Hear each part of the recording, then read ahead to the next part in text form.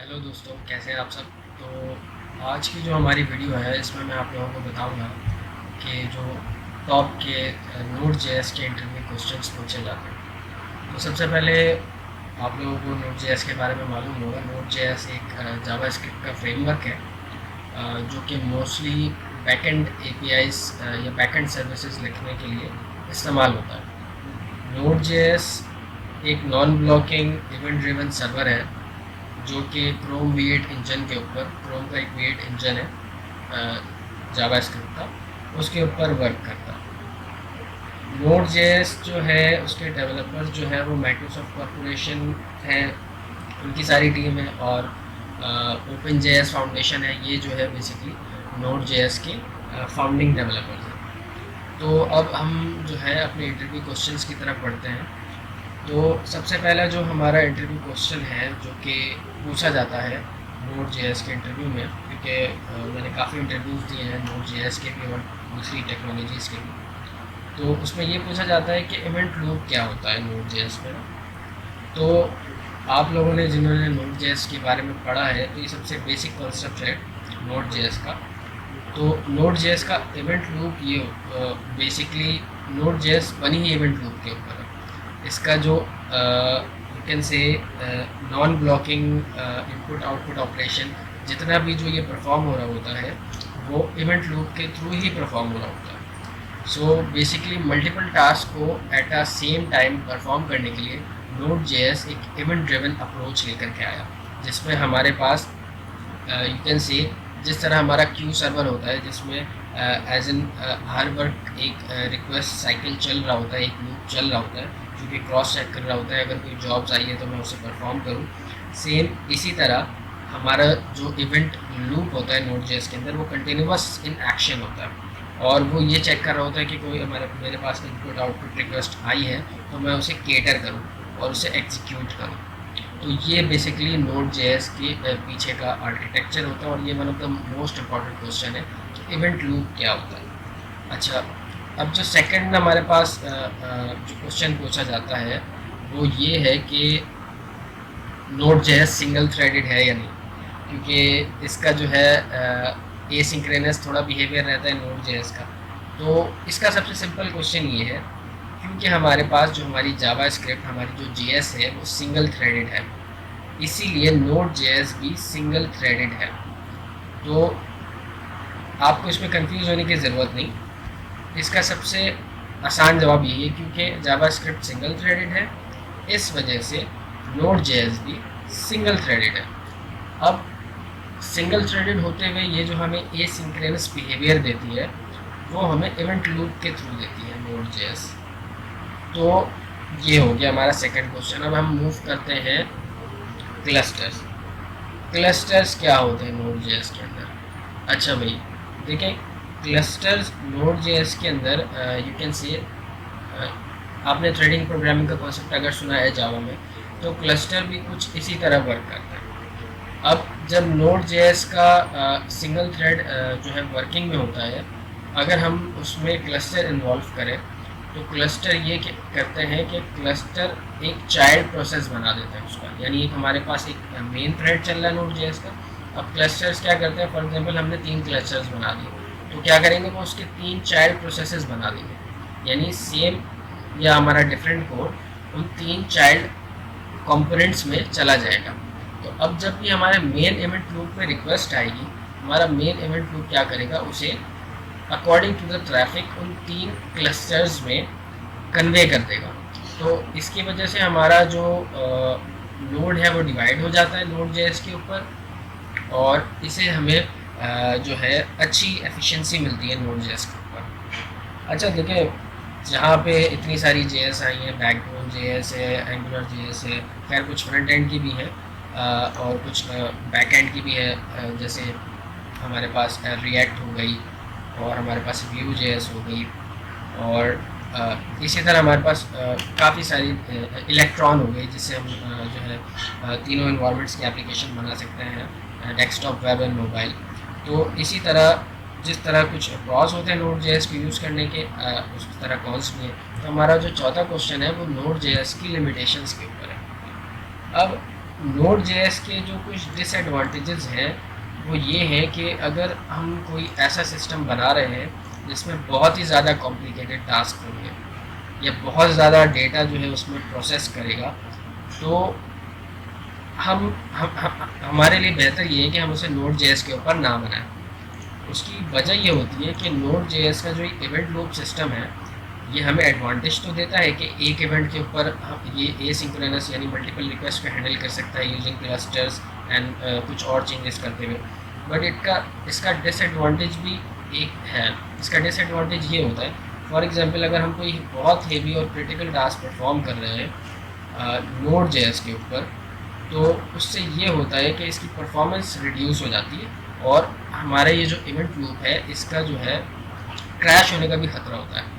और इसमें क्रैश होने पर प्रॉब्लम ये होती है, फॉर एग्जांपल अगर हम अपाची में बात करते हैं, अपाची सर्वर्स की, तो अपाची सर्वर्स में अगर आपको पता हो तो होता ये है कि कोई भी रिक्वेस्ट आती है तो वो उसके लिए एक अलग थ्रेड जो है बनाता है ओवरऑल। तो उससे क्या होता है, अगर वो थ्रेड क्रैश होती है तो ओवरऑल सर्वर क्रैश नहीं होता, लेकिन क्योंकि नोड जैसे सिंगल इवेंट लूप के ऊपर चलना होता है, तो अगर इसका इवेंट लूप किसी एरर की वजह से क्रैश हुआ तो पूरी की पूरी एप्लीकेशन जो है बैठ जाएगी। तो ये एक इसका जो है डिसएडवांटेज होता है। इसके अलावा नोड जेएस का जो you can say modular structure है वो as compared to other backend technologies इतना बेहतर नहीं है, यानी इसमें थोड़ा सा कोड हमारा जो है ना यू कैन से कपल्ड हो जाता है, डीकपल्ड नहीं हो पाता। मॉड्यूलर बेस में हम थोड़ा सा नहीं जा पाते, और कुछ लाइब्रेरी की सपोर्ट भी हमारे पास जो है नोड जेएस में आहिस्ता आहिस्ता कम हो रही है। तो ये जो है कुछ लिमिटेशंस हैं नोड जेएस की जो कि अक्सर बेशतर पेश आती हैं। और अब हम नेक्स्ट क्वेश्चन की तरफ चले थे, तो ये सबसे इम्पोर्टेंट क्वेश्चन है ये सारे। इसके अलावा नोड जेएस की जो ऑथेंटिकेशन लाइब्रेरी है, इसका सवाल काफ़ी दफ़ा होता है कि आपने नोड जेएस पर काम किया है तो आपने नोड जेएस की कौन सी ऑथेंटिकेशन लाइब्रेरी यूज़ की। वैसे तो नोड जेएस के अंदर हम पासपोर्ट यूज़ करते हैं, passport.js। पासपोर्ट ऑथ की लाइब्रेरी हमारे पास दूसरे फ्रेमवर्क्स में या दूसरी लैंग्वेजेस में भी मिल जाएगी।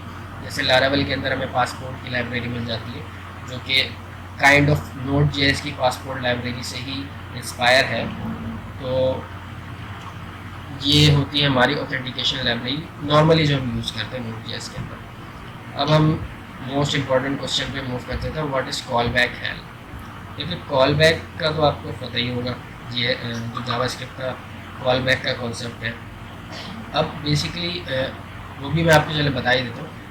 अब कॉल बैक ये होता है बेसिकली कि एक फंक्शन के अंदर हम कोई दूसरा फंक्शन या टास्क परफॉर्म कर रहे होते हैं, यानी कि हमारा जब एक टास्क कंप्लीट हो तो उसके बाद दूसरा हमारा जो है टास्क ट्रिगर हो या वो स्टार्ट हो, तो इस तरह से हम कॉल बैक लिख सकते हैं। Simple a function inside a function is called a call back. अब जब हम नोड जेएस के अंदर, क्योंकि हमारे पास यहाँ पे एसिंक्रोनस एपीआईज अवेट करके हम यूज़ कर रहे होते हैं, तब उसमें क्या होता है, हमें इस तरह काम करना होता है कि एपीआई का रिस्पांस आए तो हम ये एक्शन परफॉर्म करें।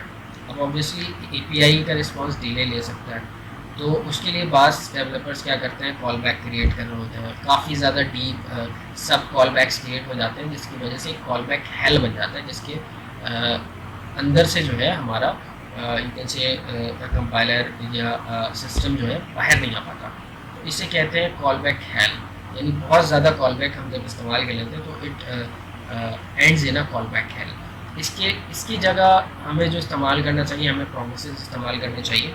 प्रॉमिस सिस्टम का कॉन्सेप्ट भी आप लोगों को पता होगा, अगर नहीं पता तो मैं उसके ऊपर एक अलग से वीडियो बना दूँगा, ठीक है।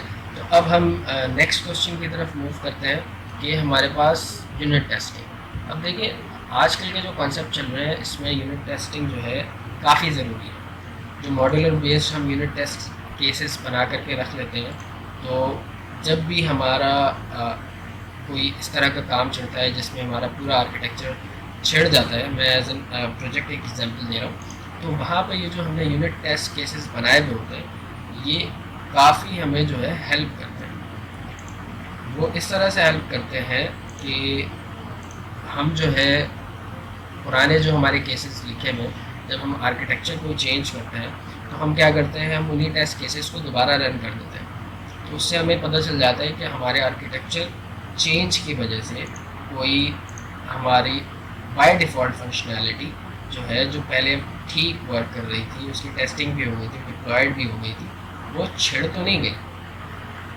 अब नोड जेएस के अंदर यूनिट टेस्टिंग के टेस्ट केसेस लिखने के लिए काफ़ी सारे जो है हमारे पास फ्रेमवर्क्स होते हैं, ठीक है, जिसमें से उनके मैं कुछ के नाम आपको बता देता हूँ।